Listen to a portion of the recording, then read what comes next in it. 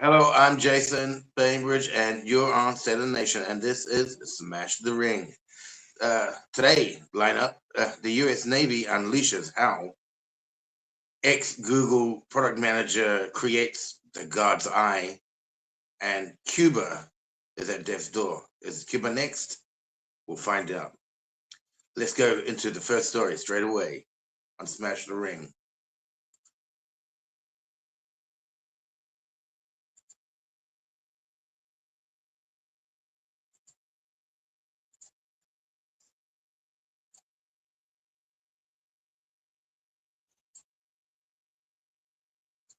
A U.S. Navy fast attack submarine just sent an Iranian frigate straight to the bottom of the Indian Ocean with a single Mark 48 torpedo, the first combat torpedo sinking of an enemy ship since World War II. That bad boy hit so deep, it satisfied in all the right spots, but not for the IRGC, obviously. The strike was on the Iris Dena, a Moog-class warship with up to 180 crew members from the IRGC Navy. This happened while the ship was cruising home from an Indian Milan naval exercise.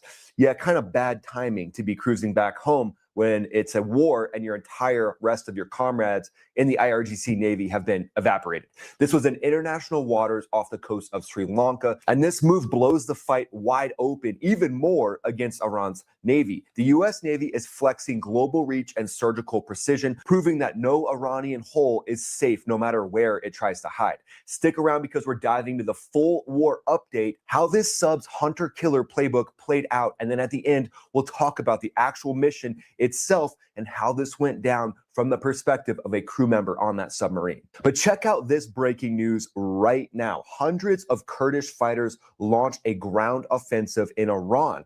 Now, the Kurdish fighters look like they're pouring into Iran, and they've had some beef with the regime for a long time, with the regime basically trying to slay these Kurds. So the Kurds basically see an opportunity now to come in and strike down the IRGC. And then this is coming in from Reuters. Israel's next phase of the attack will likely be underground missile sites, but specifically underground ballistic missile sites, because And this is what I was thinking about last night while I was researching for today's live stream, is that later on we're going to talk about 3D mapping, and there are different types of technologies that can scan the earth, especially for geology research. When you're looking at mining, you can scan the area, and you can look at what deposits there are, like gold, silver, other types of minerals, and at what depths they are.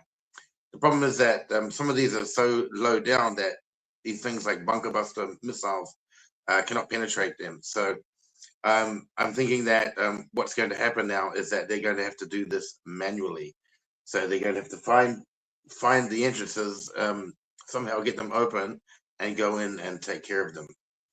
right now, Iran is trying to hide as many ballistic missiles as they can underground in concrete and steel-covered bunkers. So this is going to unleash a new wave of attacks, and Israel is going to specifically focus on the underground bunkers, likely the U.S. coming in as well, since the U.S. has B-52s that are now able to go in and do stand-in bombing. And this is directly from the chairman of the Joint Chiefs of Staff and the Secretary of War. And then here's an article about Sri Lanka trying to safeguard lives on a second Iranian ship that is going into the same area where the Dana was struck. So it's like Sri Lanka's like, oh, IRGC, we'll take care of you. Come on in. The IRGC is like, hey, we just killed 35,000 of our own people. Is it cool if we come and hang out in Sri Lanka? Do you guys have an extra room for us? And then this is an interesting article from The Guardian. It says, in a Trump war with great power comes no responsibility. So The Guardian always gives me great content to talk about. And then he also goes on to say that in a constitutional system built on checks and balances, the system is supposed to constrain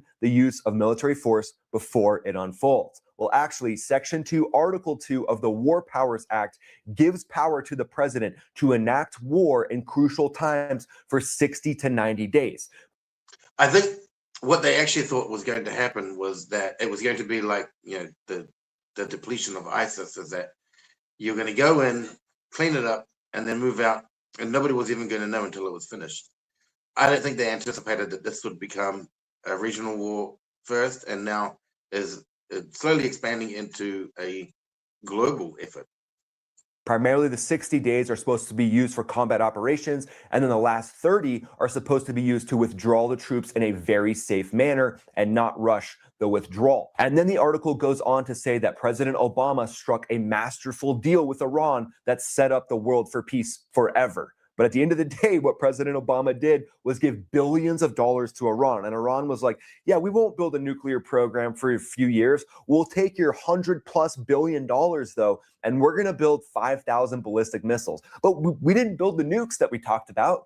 And then Iran's basically next, they're going to use those ballistic missiles to protect their overall objective of that nuclear weapon. So here we go, guys. Here's the latest breaking news from CENTCOM. We've got some strikes happening on Iranian Air Force, Shahed drones being taken down, F-5s. Goodbye, F-5. You were a cool fighter jet at one point, but yeah, we don't want the IRGC having F-5s anymore. So good luck. F-5's gone, Shahed drones gone. So probably those C-130s will be taken out at some point too, but focusing on the fighters because those could actually go up and threaten the B-52s. You know, there's going to be F-22s and F-35s that would just be begging those F-5s to take off. But again, shock and awe. Something weird happens. Let's say there's a formation of F-22s and they get pulled away for a higher tasking. There's a B-52 in the area, B-1. You can't have these F-5s up there. So that's kind of the point of taking those things down. We've got some fact checks right now. So Iran is circulating rumors. Imagine that, Iran. Rumors? Really? Oh, no, they've never gaslit us before. But they're circulating rumors on social media of a U.S. F-15E crash in Iran early Wednesday, and they're baseless and not true. U.S. forces control the skies by launching from the sea. Yep, launching from the sea and launching from many land bases in the area as well. Effort to eliminate the Iranian regime's mobile missile launch capabilities continue, finding and destroying these threats with lethal precision. Good luck and good night to anyone who's hauling around ballistic missiles right now in Iran. Probably not a good life extension strategy at this point. That almost looked like a Lucas drone going into that. Kind of looked like a Lucas drone in one of those, which are the replication of the Iranian drones, kind of the big middle finger to Iran, just with way better avionics. There's some secondary explosions from that one right there. Boom. Great images coming off of the Gerald R. Ford Carrier Strike Group. This one must be the USS Abraham Lincoln because the Gerald R. Ford doesn't have F-35s.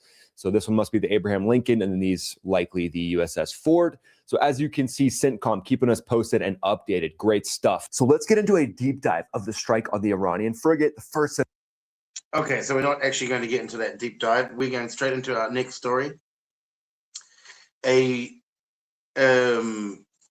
ex-Google product manager builds God's eye to monitor Iran in 4D. Now, this was purely a coincidence for him, actually, because he originally set up this software to give assets to content creators, you know, that couldn't afford drones and stuff like that, you know, or satellites, you know, for satellite views, and wanted to save time without using After Effects and software like Blender and all that sort of stuff. So this guy here, let's see if we can get him in here. Remove that. Okay. So this guy that you see here, his name is Bilawal Sidhu. He's a former Google Maps product manager. His expertise is in spatial computing and 3D mapping, and he built this program called WorldView. This is a browser-based geospatial command center fusing Google Earth with Palantir-like intelligence. Now, we all know Palantir has been trending, and some people like it, some people hate it. And he did this in just 3 days using AI agents from Gemini 3.1, Claude 4.6, and Codex 5.3. So he found that this went viral on X overnight. Now, remember, he was originally creating this for content creators, okay, for things like YouTube and media. So the users dubbed it a Palantir killer for its spy thriller dashboard, prompting Palantir's co-founder to acknowledge that it lacks proprietary data fusion. Okay, but it does, but he did highlight that it has open source potential. And Sidhu actually, he responded with the domain knowledge. Anyone now can vibe code, right? And even I've been using AI to code software, inventory management. I've built an AI content machine, content factory. I've built an online shopping platform. I've built games. I'm building games now. I'm not using something like Replit or anything like that. I'm still asking the AI to code it, and I'm uploading it to the database myself manually. So I'm still doing the hard graft, because I still believe that the human should still be relevant, that it's just a tool. So there you have it. Okay, so let's get into what he's done. All right, so a week ago, I built WorldView. Basically my personal geospatial command center with live open source intelligence all running in my browser. It was just a prototype, a fun weekend project, but the internet kind of went crazy over it. It's like being shared by all these people. Oh yeah, I've coded Palantir. Then Saturday morning, the Iran strikes happen, and I'm sitting there watching the news, and I suddenly realize, holy crap, I'm sitting on the perfect infrastructure to actually monitor this situation. So while this was happening, I set loose an AI agent swarm to basically capture every open source signal that I could find before the cache is clear. And what I got back is a full 4D reconstruction of Operation Epic Fury. From the satellites flying over, to the first strike, to ships and planes getting rerouted, to the retaliatory response, it's all captured and replayable on a 3D globe. And I'm going to break it down for you minute by minute what actually happened and show you some intel you're not going to see anywhere else, unless you have a security clearance. Let's get into it. All right, welcome to WorldView. We're now in playback mode, and on the bottom, you'll see we have the entire timeline of Operation Epic Fury, the entire strike on Iran and the response therein. I've got all sorts of data in here. We've got the satellites that are flying over orbit. We've got the commercial flights. We've got military flights. We've got GPS jamming, which are the red tiles over here. And if you zoom really in, we've even got maritime data of like boats and ships that are moving around. So let's talk about all of it. So the first thing.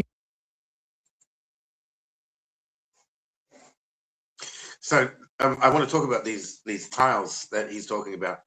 So these are powered by Google's 3D tiles, which he himself actually helped to launch. He worked for Google, you see. And a platform called Cesium.js. I'm not sure. I think that might be JavaScript. I'm not sure. For an interactive 3D globe. Okay. So Cesium.js is providing the interactive 3D globe. So they have switchable mode, which includes CRT, which is a retro screen. It has night vision, which is a green overlay. And it has FLIR, which gives the thermal reading. And it has adjustable pixelation, so you can pixelate it or upgrade it or downgrade it as much as you like, according to what your needs. Because remember, this is made for creators, for YouTube and film and TV. It has bloom and sharpening, and it's coded for cinematic effects. I mean, you'll notice is that we've got a bunch of commercial flights down here, but we're seeing a sudden spike in GPS jamming. This is all derived from ADS-B data, and you will see very quickly that starts getting pretty freaking spicy. Another really interesting view is to see what are the commercial and defense satellites that are flying over Iran right before the first strike happens. So we see the Pleiades Neo, WorldView Legion, Spot satellites, and you'll start seeing lines connect when they actually go over an area of interest. And it might be interesting for us to see what are some of these satellites. So let's look up Persona 3. Persona 3 is a class of Russian high-resolution military surveillance satellites. And what you'll find is this only escalates further. So we got WorldView, which is Maxar or Vantor, commercial satellite imagery provider. We've got Gaofen 11. Let's look that one up real quick. So Gaofen 11 and 12 are Chinese high-resolution microwave remote sensing satellites. There's the WorldView constellation again, WorldView Legion. There we got Gaofen 12, the Chinese satellite going over Iran.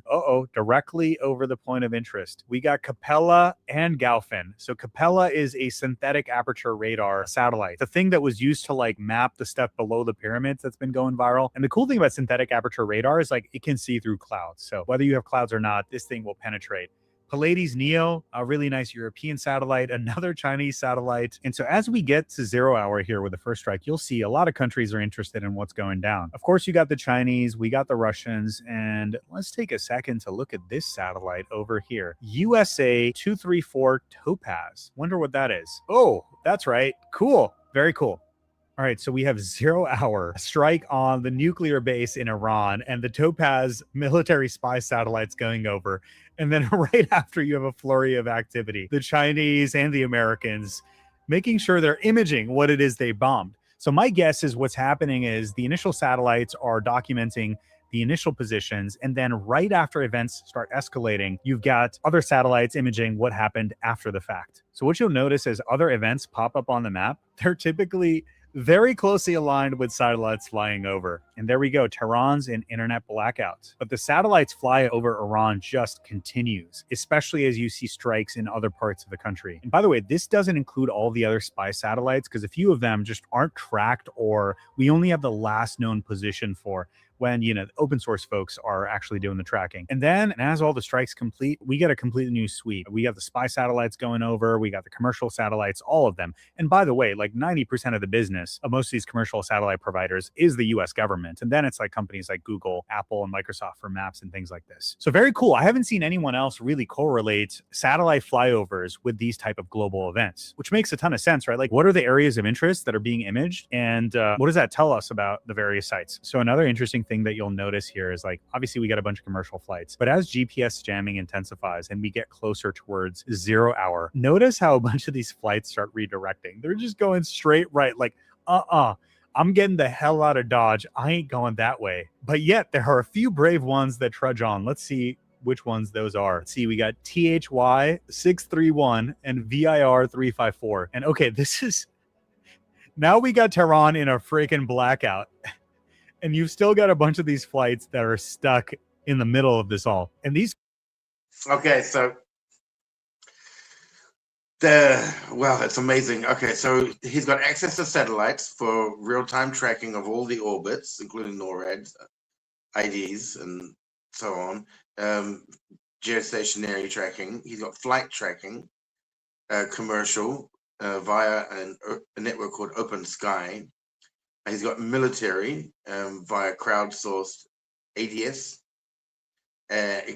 B Exchange, or OSINT. He can access traffic. He uses particle simulations on OpenStreetMap roads, even in non-3D areas like Dubai, which actually don't like people going in and scanning their streets. He can access the CCTV, and this is what got me. I was just like, wow, this is just like Eagle Eye, that movie Eagle Eye, when the program was accessing everything, every machine, piece of machinery that could be operated remotely to kill. It was pursuing these two people. And you should watch that movie Eagle Eye. It's very similar to this, actually, but it's on steroids, and what happens when this kind of technology goes crazy. And also, there was an earthquake yesterday, so this also tracks seismic activity as well. Let's carry on. Flights that are continuing, they're going full Leroy Jenkins. And this one is Turkish Airlines. They want to get to Turkey, which is on the other side, which kind of makes sense, right? Like, there's a bunch of commercial air traffic and stuff going on over here. But yeah, imagine being on these flights as shit's going down. Oh my God, that has to be absolutely crazy. Meanwhile, all these other flights that we saw that are getting the hell out of Dodge are just happy to be out just in the nick of time before Iran is declared a no-fly zone. Now let's take a look at the various airspaces getting shut down after the first strike happens. Very quickly, you'll see that as soon as Iran's a no-fly zone, Iraq is right next to it, right? Like, they're the next to go down. They're like, holy shit, get the hell out of Dodge. This is about to go crazy. And you'll see Iraq pop up over here. So their airspace is largely cleared out. And then the other Gulf countries are going to follow suit. So you'll see right as we get to about here, Kuwait closes down its airspace. These are Iran's retaliatory strikes, right? So the US has air bases all over the place, right? Including in Bahrain and Qatar. And you'll see they're going to get targeted next by the Iranis. So there we go. That's the 5th Fleet. That's a military base run by the US. That got hit. You get Al Udeid that was hit as well. And with some of the air defense systems, you've got civilian bleed over, right? Like basically crap falling out of the sky. in civilian zones. Okay, so as all the airspaces are all shut down, and then Kuwait gets hit. Now, this part of the world has some of the busiest commercial air traffic, and you will see a cascading effect as these no-fly zones pop up, right? So Tehran's down at this point. As we mentioned, you got a bunch of the strikes going down. Another interesting thing to see is if we go back to the start, and now I give you a much faster time lapse, basically 15 minutes per second, you can notice how robust the commercial air traffic is between this region, right? This is one of the busiest areas in the world, and you'll see the moment that all these no-fly zones come up, this commercial traffic is going to completely thin out. So look at this, all completely gone. And what's funny is, like, if I zoom in and actually slow things down, you can see a bunch of planes go into this like holding formation before they figure out where the hell are they supposed to actually go. It's kind of crazy. It's like, what do we do? What do we do? Oh my God. And then all the airspaces start shutting down. They're like, oh shit, the UAE shut down. Where do we go now? And so they like creep right below between these like no-fly zones and pop out over here. By the way, a bunch of these yellow. So this is really next level kind of stuff. I will link the entire video to the bottom, because this is really game changer. This is why the military now want him, because he's actually outdone the military itself with their programs that they're using. So now a bunch of people have been reaching out to him for collaboration. So yeah, amazing. This is, you got to be careful, you know, with technology. People are going to be left behind, you know, if they're not careful. They're going to be left behind. So I don't think that we're going to be outdone by technology. We may not, but think about it. How many thousands of years old are we? So we're going to stop the world and get off, which we can't, or we're going to have to just go through it. Okay, last story for today. We're going to make it a short one, only 25 minutes, hopefully.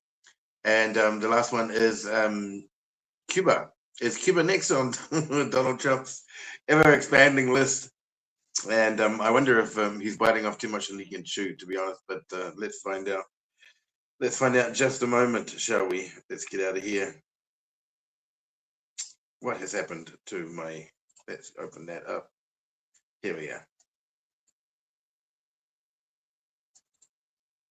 Will you make a public commitment today to rule out U.S. regime change in Cuba? Regime change? Yes. Oh, no, I think we would love to see the regime there change. We would like to, that doesn't mean that we're going to make a change, but we would love to see it change. So, as a U.S. blockade puts the brakes on communist Cuba's plans to continue exploiting its own people, the writing is on the wall. Because without fuel and electricity, the despots running this island prison are calculating their chances of survival, not in years or months, but in just days and weeks, as their regime grinds to a halt, while they find themselves surrounded and isolated with zero chance of escape. Rubbish on the streets, bikes to get around, power only by torchlight. This, the state of Cuba, desperately running out of oil supplies because it's reliant on Venezuela for fuel, and the US blocking imports of oil from there threatens to grind this island to a halt. They cut the electricity here every day, leaving us without power for 4, 5, 6 hours. Ordinary Cubans are struggling to adapt. Vehicle owners are limited to 20 litres of petrol, purchased through an app with long wait times. What does taking away Venezuelan oil mean for the country of Cuba? A total collapse. When you are short diesel, now you're talking about transport. You're talking about diesel for the tractors and agriculture. Cuba's President Miguel Diaz-Canel says he's ready for talks without U.S. pressure or preconditions. Mexico, China, Russia, all calling for resolution through dialogue. Cuba is right now a failed nation. They don't even have jet fuel to get for airplanes to take off. They're clogging up their runway. We're talking to Cuba right now. They should absolutely make a deal because it's really a humanitarian threat.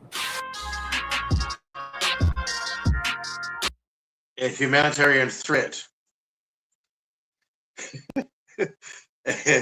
Says the guy who's also created a humanitarian threat.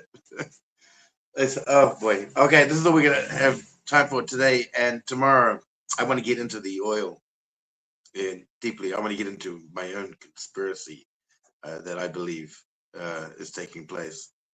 regarding Donald Trump and his oil. And I've also got some solutions for countries like New Zealand and even Vietnam that are relying on oil from the Strait of Hormuz. So that's going to be my next big thing. So my name's Jason. I'm on the YouTube channel State of the Nation, New Zealand State of the Nation. You can subscribe if you like this content. And the show is called Smash the Ring. And we'll see you in the next broadcast. I'm out.